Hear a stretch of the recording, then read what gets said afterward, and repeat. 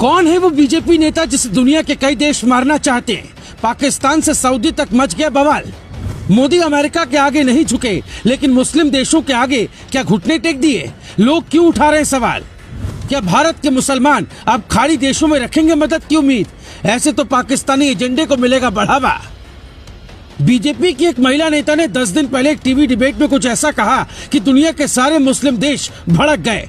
सीधा मोदी सरकार से जवाब मांगने लगे। 2 देशों ने राजदूतों को तलब कर दिया और पूछा कि ये क्या है। जब बवाल बढ़ा तो बीजेपी ने नुपुर शर्मा को सस्पेंड कर दिया। तभी से सवाल उठ रहे हैं, क्या पीएम मोदी खाड़ी देशों के आगे झुक गए या एक गलत परंपरा की शुरुआत हो गई? क्योंकि मोदी जैसे नेता जो अमेरिका तक के आगे नहीं झुके, जिनकी कूटनीति और विदेश नीति की तारीफ दुनिया करती है, उन्हें एक फैसले ने क्या वाकई बैकफुट पर ला दिया? ऐसे कई सवालों के जवाब हम आपको बताएं, उससे पहले नुपुर शर्मा के बारे में थोड़ा जान लीजिए। 37 साल की नुपुर शर्मा दिल्ली की रहने वाली हैं। वो कॉलेज के दिनों से ही राजनीति में एक्टिव रही हैं।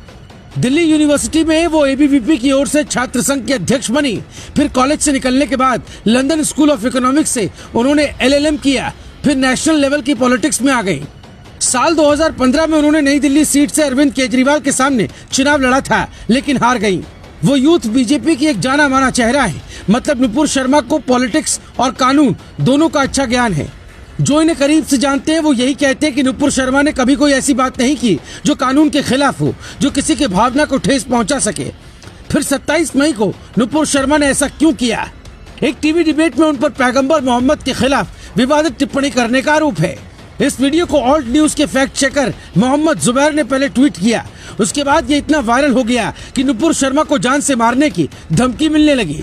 लोगों ने नुपुर शर्मा पर गंदे कमेंट्स किए, जिसके बाद उन्होंने दिल्ली पुलिस को FIR दी। उस मामले में अब तक किसी की गिरफ्तारी नहीं हुई, बल्कि नुपुर शर्मा की गिरफ्तारी की मांग उठने लगी। 28 मई को रजा एकेडमी ने अरेस्ट नुपुर शर्मा का ट्रेंड चलाया। मुंबई में उनके खिलाफ FIR भी दर्ज करवाई। ये वीडियो जैसे ही वायरल हुआ, कानपुर में हयात जफर हाशमी ने बंद का ऐलान कर दिया। लोगों ने जुलूस निकाले और फिर 3 जून को कानपुर में बवाल बढ़ गया, जिसकी तस्वीर देश दुनिया तक में फैल गई। ओमान के मुफ्ती शेख अहमद बिन हमाद अल खलीली ने 4 जून को ट्वीट किया कि भारत की सत्तारूढ़ पार्टी की प्रवक्ता ने इस्लाम के दूत के खिलाफ अपमानजनक टिप्पणी की। सभी मुस्लिम देश को एकजुट होकर विरोध जताना चाहिए। इसके बाद कतर, ओमान, सऊदी अरब और मिस्र में नुपुर शर्मा ट्रेंड करने लगी। पाकिस्तान में 2 दिनों तक अरेस्ट नुपुर शर्मा ट्रेंड करता रहा। कतर और कुवैत के विदेश मंत्री ने तो भारतीय राजदूत को ही तलब कर लिया और कहा कि उम्मीद है कतर और कुवैत के विदेश मंत्री ने तो भारतीय राजदूत को ही तलब कर लिया और कहा कि उम्मीद है भारत सरकार सार्वजनिक रूप से माफी मांगेगी।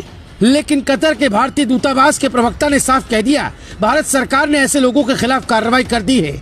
मुस्लिम देशों के संगठन OIC ने तो हर बार की तरह इस बार भी अपने एजेंडे के तहत भारत के खिलाफ जहर उगलना शुरू कर दिया। उसके बाद बीजेपी ने नुपुर शर्मा को ये कहते हुए सस्पेंड कर दिया कि पार्टी हर धर्म के भावनाओं का सम्मान करती है। साथ ही नुपुर शर्मा का समर्थन करने वाले नवीन कुमार जिंदल को पार्टी से ही निकाल दिया। हालांकि नुपुर शर्मा ने उसके बाद माफी भी मांगी और कहा कि हमारे आराध्य देव भगवान शिव का टीवी डिबेट में अपमान किया जा रहा था, इसलिए मैं चुप नहीं रह सकी। दरअसल ज्ञान व्यापी मस्जिद में जो शिवलिंग मिला है उसे कुछ लोग फव्वारा बता रहे हैं, जिस पर विवाद बढ़ता जा रहा है। नुपुर शर्मा पर इस कार्रवाई के बाद मुस्लिम देश तो खुश हो गए, पर कई बुद्धिजीवी नाराज नजर आए। लेखिका जैनब सिकंदर ने कहा कि मुझे इस बात की शर्मिंदगी है कि बीजेपी के राष्ट्रीय प्रवक्ता पर कार्रवाई के लिए हमें अरब देशों के बोलने की जरूरत पड़ती है। वहीं लेखक आनंद रंगनाथन ने तो बीजेपी की कार्रवाई को ही कायराना बताया। आनंद रंगनाथन ने लिखा कि नुपुर शर्मा का निलंबन बीजेपी की कायराना कार्रवाई है। पार्टी ने उन्हें भेड़ियों के आगे फेंक दिया। नुपुर, हम आपको बताना चाहते हैं, इस देश की ताकत उसके लोग हैं, कोई पार्टी नहीं, और हम इस देश के लोग हैं, आपके साथ खड़े हैं, हर कदम हर सांस में। ऐसे कई लोग नुपुर शर्मा के पक्ष में खड़े नजर आ रहे हैं, क्योंकि धमकियां नुपुर शर्मा को अब पहले से ज्यादा मिलने लगी। लोगों का आरोप है कि बीजेपी ने उन्हें अकेले छोड़ दिया है। जबकि पार्टी की विचारधारा पर सवाल उठते हैं तो नेता कितना भी बड़ा हो, कार्रवाई तो होती ही है। सवाल ये भी उठ रहे हैं कि क्या पीएम मोदी खाड़ी देशों के आगे झुक गए हैं? तो इसका जवाब जानने के लिए आपको उन देशों से संबंध के बारे में जानना चाहिए। उपराष्ट्रपति वेंकैया नायडू इन दिनों कतर दौरे पर हैं, जहां व्यापार, निवेश और आर्थिक सुरक्षा समेत कई मसलों पर बात हुई। अकेले कतर में ही 7.5 लाख भारतीय रहते हैं। पूरे खाड़ी देशों को मिला दे तो लाखों भारतीय रोजगार के लिए जाते हैं। ऐसे में वहाँ भारतीय सामानों के बहिष्कार की बात होना, लोगों को नौकरी से निकालने की बात होना भारत के पक्ष में तो बिल्कुल नहीं है। लेकिन दूसरी ओर लोग ये कह रहे हैं कि नुपुर शर्मा ने वही कहा जो कुरान में लिखा है, और इतना बवाल मच गया तो आगे से भारतीय मुसलमानों को थोड़ी भी दिक्कत हुई तो वो खाड़ी देशों से मदद की उम्मीद करेंगे।